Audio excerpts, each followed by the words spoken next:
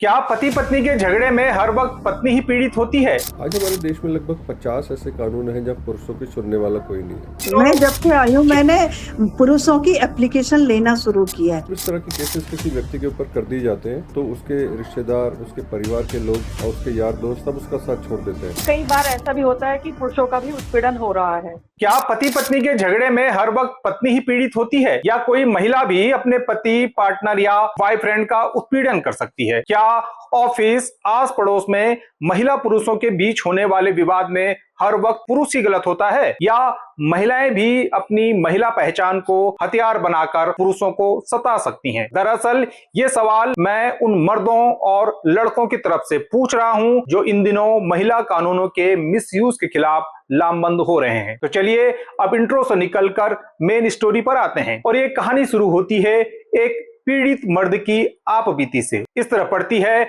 महिला अधिकारों के मुकाबले पुरुष अधिकारों की मांग करने वाले मेंस वेलफेयर ट्रस्ट की नींव। यहाँ हम निष्ठा का सम्मान करते हुए उस व्यक्ति की पहचान नहीं खोल रहे हैं, लेकिन उनकी मोटी मोटी कहानी ये है कि वो एक बार इस तरह के आरोपों पर पुलिस, कोर्ट कचहरी के चक्कर में क्या उलझे कि उन्होंने फिर खुद को इस लड़ाई में एकदम अकेला पाया, जहां हर मोड़ पर हर कोई बिना आपका पक्ष सुने आपको दोषी मानकर बात करता है। न सहानुभूति के दो शब्द और न तर्क के लिए कोई जगह। इस तरह होती है मेंस वेलफेयर ट्रस्ट की शुरुआत। ट्रस्ट के बारे में आगे पूरी जानकारी दे रहे हैं संस्थापक सदस्यों में से एक वितेश अग्रवाल। देखिए, हमारे संस्था की जो स्टार्टिंग है वो एक बहुत ही अनप्लान्ड वे में हुई है। वो यूं कि जब हमारे कुछ फाउंडर मेंबर्स के ऊपर केसेस कर दिए गए आज से लगभग 15-20 साल पहले, तब हम लोगों ने कोर्ट जाना शुरू किया, थाने जाते थे, वहाँ पे और लोगों से भी मुलाकात होती थी, यानी कि और हस्बैंड से और उनकी फैमिली से भी मुलाकात होती थी जिनके ऊपर इसी तरह के एक तरफा कानूनों के तहत केसेस कर दिए गए थे। तब हमने लगा कि यार चलिए कोर्ट और कचहरी के अलावा, कोर्ट और पुलिस स्टेशन के अलावा हमें मिलना चाहिए रेगुलर बेसिस पे, ताकि हम एक दूसरे की हेल्प कर सके। तब दिल्ली में इंडिया गेट के आसपास हम लोगों ने मिलना शुरू किया। एवरी वीक हम लोगों से मिलते थे और एक दूसरे की हेल्प करने की कोशिश करते थे। जो हमारे केसेस में चल रहा है वो हम शेयर करते थे ताकि सेम गलतियां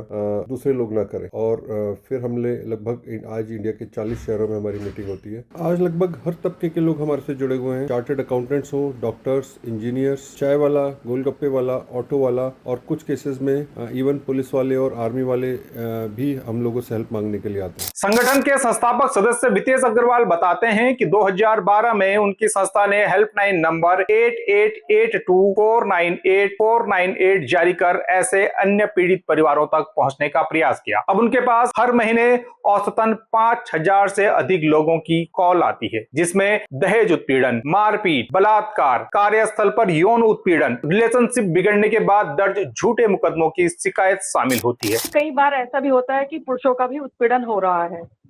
इस बात को भी अनदेखा नहीं किया जा सकता। महिलाएं पुरुषों को कई बार इतना उत्पीड़ित कर देती हैं कि पुरुषों को आत्महत्या करने के लिए मजबूर होना पड़ रहा है।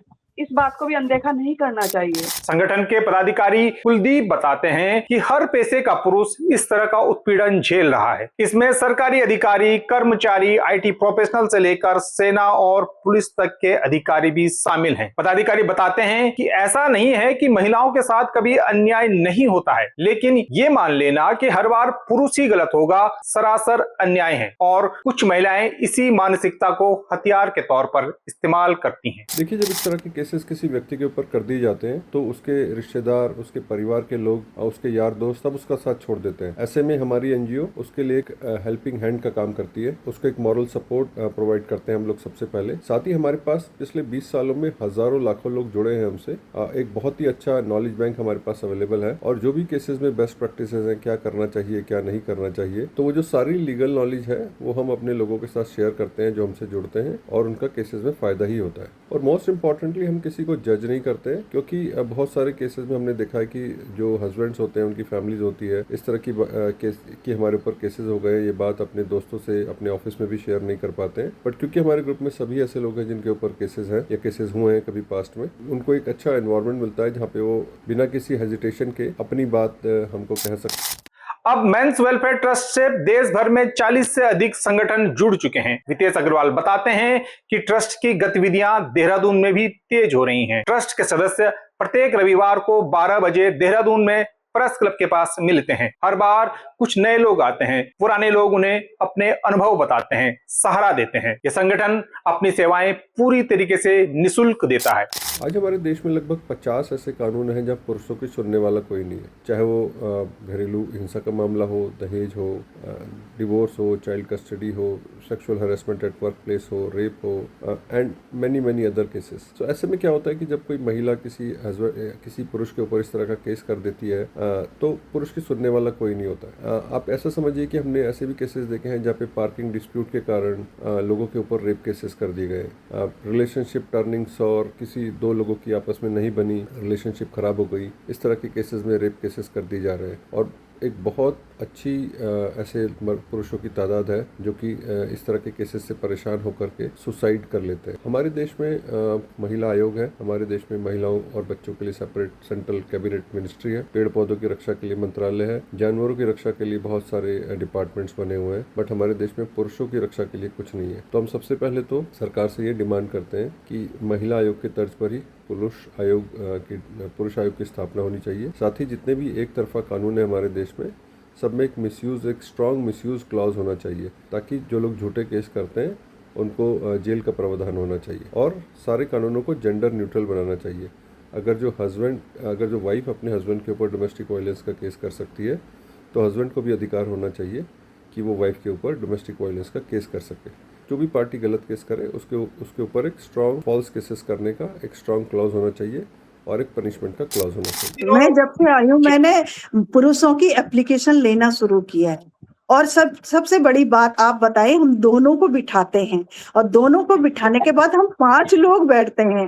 5 लोग में हम ये निष्कर्ष निकालते हैं, मतलब पूरी तरह से हम बैठते हैं और उसमें देखते हैं कि वास्तव में पक्ष, क्योंकि कई बार क्या होता है कि कुछ महिलाएं, देखो 5% महिलाएं ऐसी होती जो हाय तौबा करती हैं, मेरे साथ ये हो गया, कई बार क्या होता, हमें लगता कि बहुत अन्याय हो गया, हम भी थाने में फोन कर देते हैं तुरंत तत्काल कैसे। लेकिन जब वास्तविकता हम जानते हैं, दोनों को बिठाते हैं, तो कहीं ना कहीं वहां पे 5% ऐसी महिलाएं हैं जो कानून का दुरुपयोग करती हैं, लेकिन वो ना आपके सामने बच पाती, ना हमारे सामने। जो गलत करती हैं वो अपने आप में हम सामने आ जाता है। जब हम दोनों को सुनते हैं, पूरी तरह से दोनों के एविडेंस सामने आते हैं, तो निश्चित ही फिर हम उस पुरुष के पक्ष में हो जाते हैं, उसे न्याय दिलाने का काम करते हैं और उनकी भी हम एप्लीकेशन, हम कहते दे दीजिए, आप ये मत कीजिए कि महिला के ही पक्ष में, तो हम पुरुषों के भी एप्लीकेशन लेते हैं। कुल मिलाकर इन पत्नी पीड़ित पतियों के दर्द को समझा जाना चाहिए। हमारा समाज